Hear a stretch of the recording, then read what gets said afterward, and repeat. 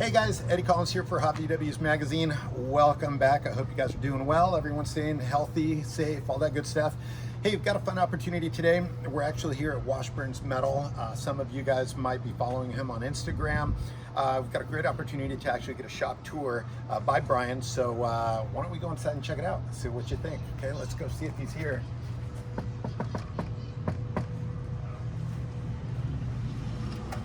Brian, what's up? Hey, what's up? How are you, man? Come on in. All right, let's go on in. How are you? I'm good, man. How are you? Good, good, good. Hey, Welcome. thank you. I appreciate it. Nice hot day, huh? I dig this office. This is really cool. Thank you, man. I appreciate it. Hey, so a lot of our viewers, you know, they've heard about you. A lot of people follow you on Instagram, and so I thought it would be great to come in and actually get a shop tour of Sure, no Washburn's problem. Metal. So Well, tell the this folks, is, man. This is the office where all the billing happens. Some merchandise there. But yeah, you know, it's a little cool environment. It's not big, but it's just enough. Hey, speaking of environment, one of the things that I noticed that's pretty neat is the fact that everything's like antique. You know, how'd you get into it? It's been a long time. I've been collecting antiques for, you know, a couple decades now, and it just kind of, you know. I love It's the a good theater place to seats. accumulate and keep them all. That is awesome, man. It's always progressing. I'm always getting, you know, new old stuff and kind of putting it together. You know, it's just a cool vibe, you know. I spend a lot of time here, so I just wanted a place where it's cool for myself and the employees and, you know, the customers to kind of, you know, come and hang out or whatever. I like it. So yeah. Yeah, definitely sets a cool vibe, like you're saying. Yeah, you know, it's always getting better. So Yeah, we're always building. yeah, you've been growing. That's good. So hey, show us what you got in the Sure, in the let's check it warehouse. out. Come on in. So this is the shop. Wow, Not- awesome. Not big, but it's just enough. Now this is so cool. Of course, my eyes go up first. I'm like, what? So you collect bikes? Yeah, we have a few bikes. It started, you know, I had a few of them we hung up, and you know, my OCD took over, and I felt that we had to just fill the whole center section. So now it's full, and cool. you know, I got a lot of bikes at home too, so I'm still like buying more and rotating them out and switching out like the less cool ones with the older ones. I like that. You know, and I pull them down and I ride them on the weekends too. So Oh, so you actually do ride it? yeah, of Oh, course. that's good. Yep. Well, even to take it a step further, metalwork. So metalwork, I got into metalwork because I lived in Kansas City and I was always into cars growing up. Okay. And you know, in the Midwest, it's hot rod everything. So it's like pre-World War II, a lot of muscle car stuff. So I was doing that for a long time. Okay. But when I moved back to California, I started doing the bus stuff. So I worked at a shop doing bus stuff. And then it just kind of progressed from there. And then it's been like that since. I opened up this shop, you know, just about 2 years ago. And, you know, the clientele followed. So buses, early bug, Porsche 356. Yeah, So, I know that's what I was noticing here. yeah, Well, that's kind of what we specialize in. So we do like early bus, so pre-67 bus, split window, oval, and then Porsche 356 is most of the work that we take on. very cool. And it's so clean in here. Oh, I appreciate It's that. so pristine. We usually stop early every Friday when we clean up. Okay. So everything has a place here, and the employees know it. So you know, at the end of the day on Friday, so we put everything. We spend about an hour. So 3 of us, you know, That's an nice. hour. We put everything away. So it kind of keeps on top of that. Yeah, I would think the organization would definitely come in handy. Yeah, for sure. Yeah, especially keeping track of everybody's Trust stuff. me, yeah. At the end of the day, Friday, it's pretty messy. So you know, throughout the work week. So I gotta ask, what's going on over here? This is full vehicle reconstruction. So this bus sat in the field in Tennessee for quite some time, and as you can see, it's really rusty. It's been rolled as well. Oh wow. So this is what I call full vehicle reconstruction. We do a lot of these. And the way that starts is it rolls in here and it's farm fresh, field fresh, and it's a disaster. So I do the builds. Since it's so intense, I break it up into 2 phases. So I call it phase 1 and phase 2. Phase 1 is the complete disassembly of the vehicle in preparation of media blasting. And what that consists of is every nut and bolt gets removed from the vehicle, the engine, trans, all the steering components, suspension components, that all gets given back to the customer. So while we're doing our job, they can do theirs and have their motor built, their transmission built, etc. Their beam rebuilt. So phase 1 consists of the teardown. It consists of putting the vehicle on a cart that we construct. It's just a 4-wheel cart, kind of like that one's on there. So each car gets its own cart? Each car gets its own cart. It's included in phase 1. We make the carts here. That's cool. Everything's CNC plasma cut, so we have those made. We weld them together. They get put on a 6-inch caster wheel so it can get towed around. Right. So once the vehicle's stripped down completely, we do the tear down work up front. So let's say that we're going to replace the cargo floor in its entirety, a quarter panel in its entirety, front floor in its entirety, dog legs, etc. Right. So when it makes sense, we'll go ahead and we'll tear out all those panels all the way so that the media blaster can get into all the nooks and crannies and the mating surfaces. Also, the paint shop when they do the epoxy primer. Okay. So we'll tear it down, it'll be on a cart, we'll send it out to, actually I use Americoat right here. They're just across the street. I love those guys. That's handy. Rich is a great guy, so we deal with them. Uh-huh. What they do is they walnut blast the inside, outside, top, and bottom. All the doors get chemical dipped, washed, and then walnut blasted. So front doors, cargo doors, deck, hatchlet, apron, all the miscellaneous parts, all the heater components, everything, all the loose parts that have to do with us. Okay. They get chemical dipped, washed, walnut blasted, and then everything gets sent over to a paint shop and we put it all into an epoxy primer. So that way the investment of the blasting is protected. Right. It then comes back here. I then write up a comprehensive parts order, and this is phase 2. So we write up a comprehensive parts order. I wrote a work order estimate because we can now see the true damage of the vehicle after it's been media blasted. I can only imagine. So I give the customer the phase 2 estimate. We have the parts order, and if they'd like to move forward with the build, we'll then take a deposit and we'll move forward with the phase 2 reconstruction. Okay. So this vehicle is currently in phase 2, as you can see. So we're working on the reconstruction of it. That's amazing. Yeah, and when you mentioned media blasting, I mean, you mentioned walnut blasting. Is that pretty much the only thing that you recommend? Like when people, that are attempting this on their own or somewhere, that they're going to take it to go get sandblasted. Right. What are the do's and don'ts? There's a lot of options out there. There's water blasting. There's sand blasting with a steel grit. There's walnut. A lot of people or some people will chemical dip the cars. Although it's more expensive, it's a great way to go about it. Okay. I like the walnut because it doesn't warm the metal up. There's no warping. Okay. I use Rich. He does a lot of high-end cars. Never had a problem with them. So cool. Walnut, it's on the cheaper end. It's effective.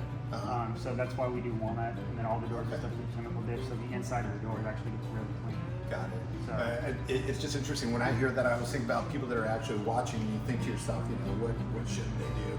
I think you took one car one time that had been sandblasted, and might have been a bay window, but it was just warped. It was a customer. He had his car sandblasted. He had a local company in San Diego come and sandblast it, and it gets rough because if the company doesn't know what they're doing, they're not experienced with older cars, they can easily warp the panels and it'll just render the car useless. If they damage every single panel, the cost to fix it is just not really worth it. So you have to be careful with who you choose for your sandblaster. That's why I'm lucky I built such a great relationship with the place across the street. That's cool. And they're across the street. They're across the street, yeah. So, and the paint shop's close too, so. I've got to ask. I mean, hopefully you guys at home can see this, but the framework that's in here that you guys build, is this just to keep it all rigid, or? Yeah, that's just a basic bracing, nothing special, just to kind of keep everything where it should be when it gets moved around. Like we do that. If we cut off the dog legs and the front end's essentially going to be hanging there, we'll brace the entire front of the cab. So when it does roll over to media blasting, then it rolls over to the primary, but nothing silly happens, nothing gets moved, no one grabs it and tugs on it. It's just cheap insurance is what it is. Got it. I like that. Now, I love the octagon. Yeah. So you guys make these as well here? Yeah, actually this one looks unique. This is one I bought and then we modified. Oh, okay. We make them as well. So I have a couple over there that we made. We make the Porsche rotisserie ones as well that roll around and all that good stuff. But this one I bought, so we were using it for a while until we started making them. This one's kind of unique because it's set up here. The thing about a standard octagon is once you go to fit the dog legs and the doors, you have to unbolt the front of the octagon. You have to put it on jack stands. You have to get this out of the way. Okay. If you've ever used an octagon type rotisserie, it's relatively heavy. It takes 2 people. It's kind of a big. It's kind of a nuisance to take on and off. It's hard. So what we did here was we actually pinned it. So it takes a pin here. Okay. And then what that allows you to do is just take the top off. And then at that point, you can hang the doors, you can hang the dog legs, and you can do all the front end work. And then when you're ready to flip it over again, you can just put this back on. Now we still have to modify the rear in the same manner, but for now it's fine. Okay.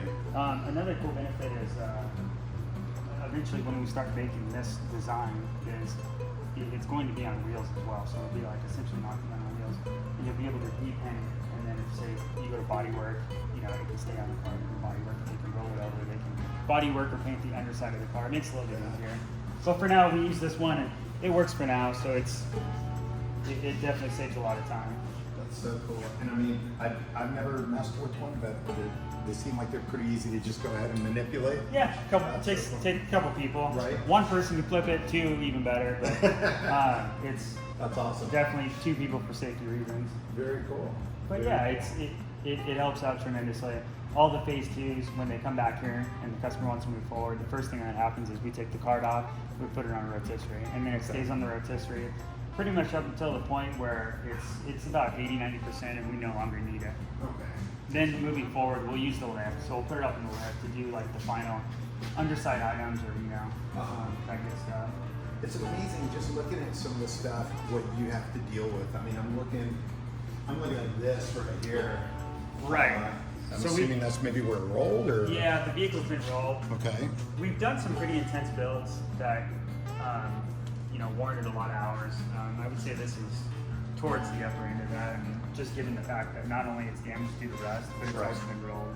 So there's a lot of time to just figure that out and get that straight. Yeah, because I can imagine there's got to be some things that if whatever happens in one section, then you got to fix all the other sections in order to go ahead and kind of. Correct. This one we're cutting off the roof as well due to rust purposes. The Okay. whole drip rail all the way around is rusted out. So I'm going to we'll fix the damage. We'll get everything straight prior to cutting the roof off.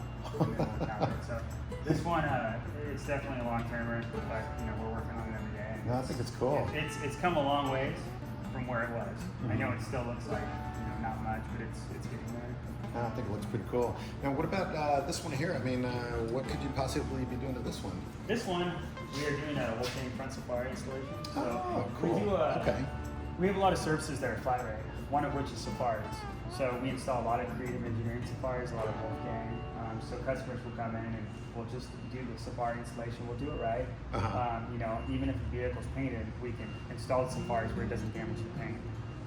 All they have to do is paint the raw brackets afterwards. You know, you can do that with a brush or what have you. We don't do any paint work here, so that's up to the customer, but we can 99.9% of the time weld everything on and do it correctly without damaging the paint. So even if you have a fully restored car, although it gets a little hairy with the interior, we take all the precautionary measures to mask it off, to blanket it, and do all of that so that nothing's harmed. That's cool. So we do a lot of safari installations. Some other flat rate service we have are like bug pans. So we do a ton of bug pan chassis. So anything 50 to late bug. We do all that as well. We have the rotisserie, we have jigs all set up for that. We have a large spot welding arm. Oh, very cool. So we have the pro spots, so we weld them on just like the factory. Belly pin installations, last window installation. So we have actually the car out there where we're doing a 11 window to 13. Okay. So we'll take the single windows and we'll add the last window. Okay. And they can pop out as well. So we have a lot of flat rate items like that, you know, or services we offer. That's cool. So there you go. If you want to make your standard into a deluxe. 11 to 15 or 11 to 13 or I like you know, that. what have you. So we do a lot of that work too. Well, you know, it's interesting when you mention safaris. A lot of the times, you know, people will attempt them themselves, and I gotta say, you know, for those people that are actually thinking about getting some and doing it yourself, be careful because, you know, even though you can follow instructions, it seems like it's so easy to go ahead and mess it up. And I've seen some that they look like they were doing the right job, and then before you know it, they're a little uneven. Right. One won't open as much as the other. At this point, I mean, I can't even tell you how many we've done. Somewhere 60, 70, I don't even know. But it definitely takes a little time. It's not a quick ordeal, you know. Right. It's still, you know, even with doing that many, it still takes me 3.5 hours, you know, if I'm on it. You know? So but it's about being, you know, like taking precautionary measures so nothing, you know, when the car gets hurt, especially something like this. That's a nice driver. Yeah. Mel Trevor. I like it. So this is Steering wheel's on the right side. on the right side. So this is obviously a customer's vehicle, and it's getting well, I don't want to say full vehicle reconstruction because it's not that bad, but it needs a lot of work. So there's probably 150 hours here or so, possibly 200 hours, but it's just a vehicle reconstruction. So it's rear package tray, both rear corners, battery trays, closing panels, front flaps, whole front end, lower valence. There's a bunch of miscellaneous rust through the channel. So no octagon for this one, huh? No octagon for this one. We don't really need it though, so it's not an octagon type build, thankfully. Yeah, right. So, although there's a roof patch on the very top one, I gotta figure out how to do that. You're gonna have to drop in like Mission Impossible. Yeah, suspend myself on the roof. Yeah, there you go. Yeah. No, but, so this one's in the works right now. We just started building this one. All right. So yeah, it's not too bad, but also a lot of work. It's a neat truck. That is a trip. Definitely a trip. It's interesting to see how just the process of where do you start and then go from there. Aside from, I guess after media blasting, that's where you can really tell what you've got. Yeah, that's kind of the common question. I usually just start with the low hanging fruit. So it makes it a lot easier. It builds motivation. It builds motivation not only for us but for the customer as well. So what I mean by that is, so typically on a car like this, I'll do if the cargo floor is out, we'll do like the rear wheel out front. We'll do like the rear wheel over rear, like the lower section. We'll do the corners, the battery trays, the closing panels, the engine upright pillars. We'll fit the engine tray in there. We'll fit the deck lid. So we'll do a lot of that type of work, and then we'll just kind of move forward, So outriggers, jack points, heater tube cross members, hat channels, cargo floor, inner and outer rockers, dog legs, front floor, lower A-pillars, inner and outer valence, headlight bucket support. We'll repair all the heater channels so that the heater system works properly. That's one thing that I do for every bus. Everything, like I said, gets chemical dipped, monoblasted, primered. Most of the time, all the heater components are badly rusted, so we'll patch all those. We'll make sure they all fit together. We'll put them all together. And on this, I just noticed, okay, so this one has belly pans. So what's your plan of attack when you have belly pans? So you just start from the inside out and then finally encapsulate Correct. it? So belly pans are pretty much the last item to go on because they encapsulate everything. Okay. So what we'll do is, belly pans is actually another flat rate service that we offer. So we have a lot of people that, they may get their car cloned somewhere, the roof's down, and they'll need belly pans. So we flat rate that job as well. Can you, and sorry to interrupt you, can you tell everybody why belly pans are important? They're important because it's a structural, it adds structural integrity to the vehicle. So any vehicle, whether it's commercial or has a deluxe roof, any sunroof car, they all came with belly pans. And that's just because anytime you cut a hole in a roof, you need to add structural integrity. And that happens with belly pans. So belly pans are a 3-piece kit, and they get installed from underneath. So. I've seen so many cars. In fact, I remember in the 90s, I think I bought one. It was a 21 window, and the belly pan had actually been rusted out. Right. And before they painted it, they just kind of cleaned up the edges. And I looked underneath, and I thought, is this real or not? This was the 90s, before we were doing phones and stuff. And it was interesting that the cargo doors up at the top were a little tough to close. Right. And that's when I learned that, this thing needs belly pans. It's pretty common, yeah. If you clone your vehicle or add a sunroof or anything like that, a lot of people try to shortchange it and not put them on. But more than likely, as time goes by, if you're driving it regularly, it will start to poke its head out. And what I mean by that is like what you said, like cargo doors no longer being in alignment, your front doors no longer being in alignment. Oh, the front doors as well, huh? Some things like that. Various cracking. It just puts strain on the vehicle. So it's just not something that I recommend leaving off. So like this one at the end of the build, we'll put the belly pans on. So we'll treat the whole inside. So I'll use like a semi-gloss PR15 or rust element. So I'll put the whole heater system in. We'll put the heater tube insulation on there. So we'll use all the correct tie downs like the factory. We'll paint the whole underside to protect it because we're now going to encapsulate it. And then we'll put the 3-piece belly pan kit on. And that'll just seal the deal on the underside. That's cool. And the second life of the vehicle is much easier than the first. The first life of all these vehicles, like this vehicle was a service vehicle. It was used, it was out in the elements. In Europe. All of these other vehicles, like they were normal daily drivers at one point. Right. This time around, money's invested, time's invested, parts is invested, so they're going to be treated differently. So it's the best course of action just to make sure that it's all copacetic underside. Yeah, do it right the first time. Absolutely. Yeah, that's amazing. So what's going on with this one over here? I'm just curious as far as were the holes welded up or? Right, so trim had been installed at some point on the vehicle, and there was mismatched cross drilled trim holes, so we just went ahead and cleaned all of that. The trim will just be reinstalled at the end, so we're reset it. Start fresh. Yeah, started fresh. So you don't have a whole bunch of holes. Yeah, somebody else started the metal work on this. And when I say started, I mean barely. Like somebody took another rust-free front end and welded it on. So Okay. essentially, it came in and it was in pretty bad shape. So what we did was we did dog legs on the front doors, repinned both the doors, welded the rivets, which is crucial. What do you mean by repin?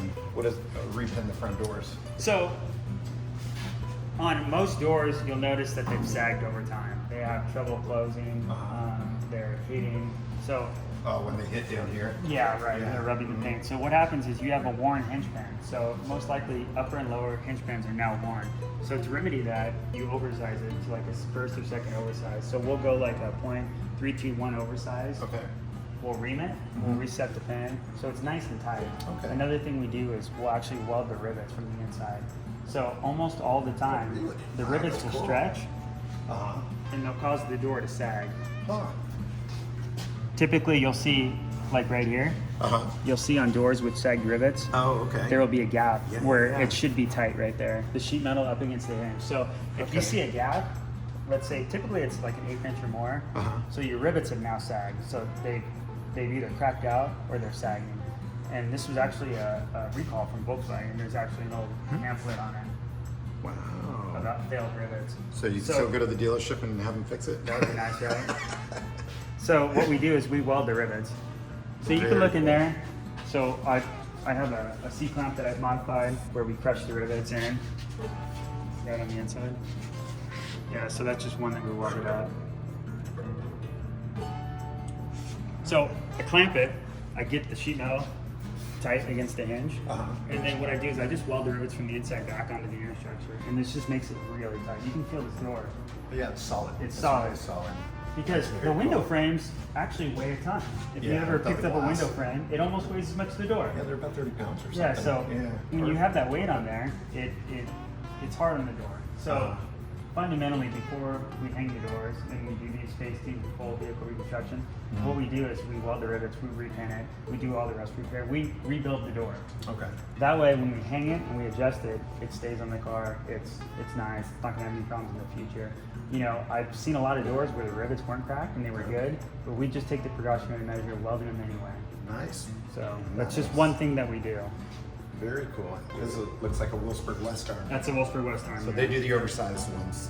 Oversized Right. new arms? Okay. Yeah, we buy a lot of them. Very cool. So we did, dog legs, front floor, all the heater channel rebuilds on this one, or I'm sorry, heater tubes. So these can be, MIG or TIG welded. Most of the time we TIG them. And again, this one, I'd say it's like 80% done or what have you, but it's come a long way. So we did cargo floor and stuff. So the whole underside rebuilt. We got to fix that seat there. We're finding another donor, but long panel, short panel, Huh. rear corner. So it's definitely had some work on it. A good plus about this bus is the roof is nice. Yeah, it looks pretty nice. And that's a big deal. We're working out a lot of time with the vehicle, I build. Now the back, for the most part, does that just kind of go with each one of the cars as far as like? Yeah, I'm glad you asked. So we have the racks there, and each customer has up to 3 or 4 racks on a build. So we put those racks there because I just don't want any problems. So each, like for instance, this guy right here, he has all 4 of these racks right here. So they're all his. It's labeled. All his parts are there. As we build the vehicle, we just pull from his rack. We have a lot of Wolfsburg West parts around here, and one rocker looks the same as the other one. So I have to make sure that the customer's parts stay with the customer's car. So that's how we do it. So they're all labeled. So that's his, and then the customer, it just depends on how many he needs, but we'll give him as many racks as the customer needs. I like that. Yeah. That's smart. And it is kind of interesting how, like you're saying, one part looks like the other, and especially if you're doing multiple builds, the last thing you want to do is, take this one from this one build, and then you go to do it, and you're like, did we build that guy for that? Or Yeah, and it's another deal is like the customer has so much money in parts. When we do a full vehicle reconstruction, we'll have anywhere from like 4,000 to 7,000 in parts. So I want to make sure they're accounted for. Right. Plus, in the event if I ever got hurt or something and I wasn't able to come in, the customer can recoup their parts, or everything's there and it's all accounted for. That's cool. Yeah. I like that. So So I know that you guys try to spot weld in the same position that the factory did before. Correct, yeah, whenever we can access the panel, and we Okay. can get in there and actually use a spot welder, It's gonna be hard. we'll put it to use, and we'll try to replicate the factory spot welds. How do you guys do that? What do you guys use? So we use an older PR10, so this is a machine by Crowspot. Dude, this So- thing's a beast. Yeah, it's an older model, but it does the trick. So we use this for a lot of our, like bug pan installation, we'll spot weld it just like the factory. Anywhere where we can really access it. Wow. So it is kind of big, but it has its purposes. We have an extender arm right here that's kind of hard to find, so we'll use this on like a bug pan, so it'll reach all the way in. So it makes quick work of any pan installation, whether it's like factory or bug or anything like that. This also works pretty good for the long term as well. Wow.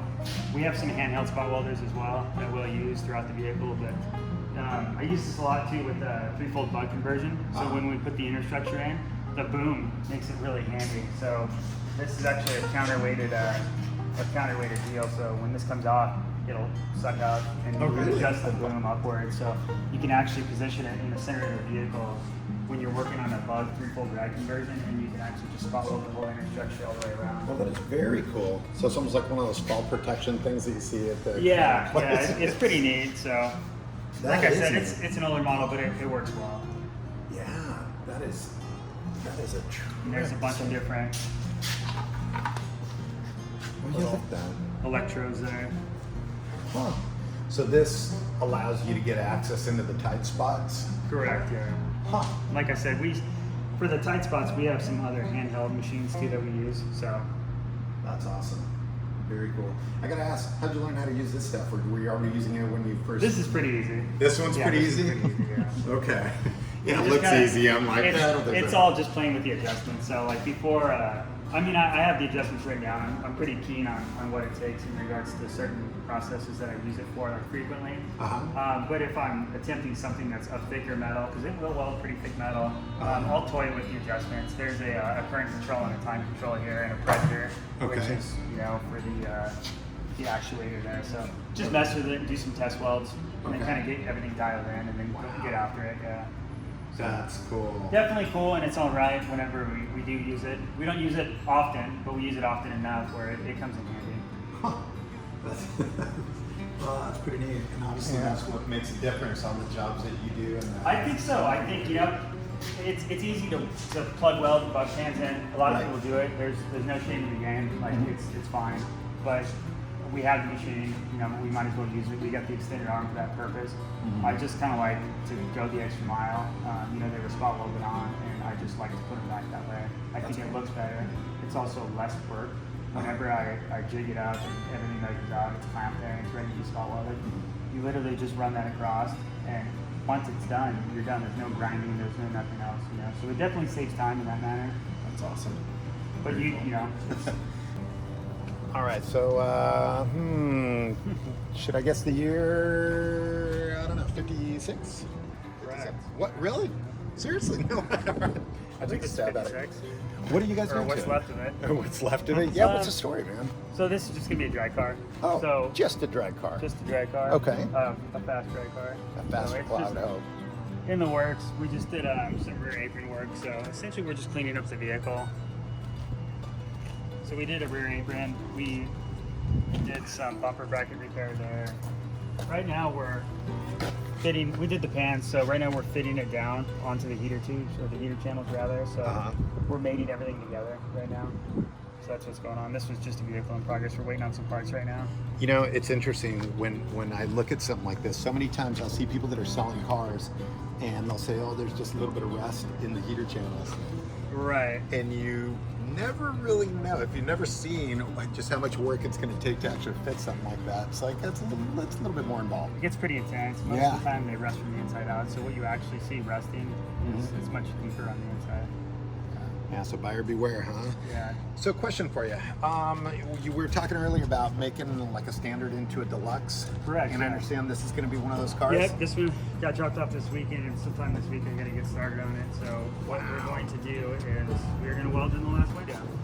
Okay, so where's the sticker going to go then? It's just in the glass or It's what? got to go. It's got to go. There will be a window there. And we're actually going to convert this last window to pop out as well, so they'll all be pop out. Oh, very cool. Yeah. Now, on something like this, I mean, just because I've never done it before, I mean, where do you guys start? Where do you start cutting out? What do you? So I have process? I have a book of measurements Okay. that I've taken off of metal buses. So we use this part here. So we use a window part like this. Okay. It's a Grumpy's metal part. So we'll do this. We'll cut it pretty much all the way around. So we'll do a weld all the way around. That's a TIG weld. So we'll trim the part. We'll trim the car. We'll fit it. We'll TIG weld the entire window in, and then we'll planish it and we'll metal finish it. We don't use any filler or anything like that, and we'll get everything ready for paint. So Right on. that window will essentially go there, just like that. Wow. And once it's in, we will put the inner in. So this is the inner right here. Okay. We'll cut that in half, and we'll put the inner panel in. Oh, okay. So that's all this car's getting. It's just 11 to 13 conversion. That is such a trip, man. It's like Yeah, Legos. Yeah, and we'll put. Hey, wait a minute. I gotta ask something. Hang on a second. Look, you guys.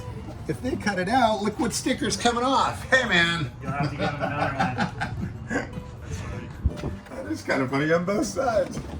I gotta ask. So you guys also do 356s? Correct. Which Yeah. is pretty cool. So we've been taking these in. This is a 57, 356. So this one, it's bad, but they all are. So What makes them a little harder to deal with, if anything, than a bus, let's say? Well, the cool part is they make a lot of the panels. So there's multiple companies making the panels. Some companies, just like the buses, they fit better than others. Okay. So one thing that's a little more challenging is that the panels, they have a lot of curvature. Uh-huh. So Wow, look at this. It looks, I don't know, it look kind of crude, a little bit. Just looking at some when of you this get stuff. down to the core, yeah. Yeah. This one we still have to remove the floor, rebuild all the longitudinals, the whole Wow. underside. So this one actually just got back from primer. It got VD blasted, it got primered, and now it's back here. So we're going to begin the phase 2 on this one. Okay. So we'll put together a parts order, and then once we get all the parts in, we'll start the phase 2. We'll brace the body, we'll remove the floor, and we'll start moving forward with building the actual structure of the vehicle, the underside. Very cool. We have this rotisserie here that we built, so. Special 356. Yep, so we'll be able to flip it over and do the work that we need to do on the underside. It makes it a little bit easier. It's definitely worth putting in the time to build the rotisserie so you can access the underside. It makes your job a lot easier. Huh? Makes it a lot easier, yeah. So speaking of your jobs, I mean, obviously it's pretty awesome. You've got a great shop, and it looks like you got plenty of work. I mean, so how far out are you guys now from taking on? It just depends on big stuff. the scope of the work. We're getting pretty booked up, so I would say I have 2 wait lists. So one is a long-term wait list, and one is a short-term. So long-termers are like stuff like that, like the Tennessee bus.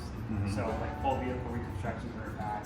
So the long-term list, I would say we're at least 1.5 years, 2 years out on the long-term list. On the short-term list, that's like 40 hours or less jobs that I kind of cycle in there in between all the long-term jobs. Because if we just had a whole shop full of long-termers, Right. it would just slow down in here, Some of those jobs, they kind of bottleneck where it's just me specifically. I have to jump on it and I have to figure some things out and get the project flowing. Uh-huh. So the short-term list, under 40 hours, what that consists of is a lot of like safari jobs, bug pan jobs, 3 full drag jobs, which is another job that we flat rate. Oh, cool. So we do a lot of 3-fold bug, sunroof installation. We do 2-fold as well, but you have to find your gunner. But so we cycle in the short-term list, in between the long-term list. Short-term list, I mean, we're probably 7-8 months out. Okay. Maybe a year. So it definitely feels that way. Now, one of the things I remember we chatted one time before, and one thing that you had mentioned that I thought was pretty smart, but I think that people that are watching that are thinking, hey, I'd like him to go ahead and do my bus or do work on my car, is the fact that you will not take on a project until the parts are there. Is that correct? I mean, you're not a storage facility. Right. So typically when we accept a vehicle, so when a vehicle, say we complete a long-term vehicle, what I'll do is I'll call the next person in line, and whether we've already phase one their vehicle, because that's something I also do is like, say a customer's coming up on the list, we may just take their vehicle in and do a phase one. So the complete tear down, we'll send it over, we'll get it blasted, primered, etc. And then they'll take it back and they'll store it. So that way when it's their turn, the vehicle will just show up here. So we'll call them, it'll show up, and most of the time we can order all the parts. If they need to source something, say like a donor roof or something that is not produced or sold, then yeah, we'll have to find that before it shows up here. I like to have all the parts before I start the build. I just don't want any hang-ups or anything that's going to stop us from working on the vehicle. I like that. No, that's smart. It makes sense. You know, I mean, yeah. Otherwise you're going to be filled with cars.